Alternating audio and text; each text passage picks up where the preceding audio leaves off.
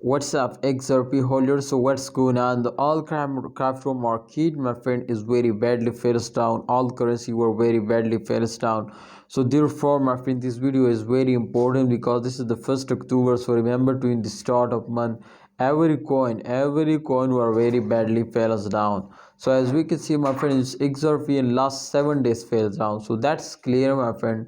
You know there is a one main thing, my friend, one big point, my friend. So I will explain, but please subscribe this channel and also press the bell icon for videos notification, because ABS6 channel will guide you, update you every day, every time. My brother, as you can see here, this time the market rank of XRP is 6. I hope they will increase now. And the market cap, if we check out, so 44 million, and 24-hour volume is 3 million. And you can see here, the circulating supply is 46 million. Max supply, you can see here, 1 billion. You can see a distribution 46.75%.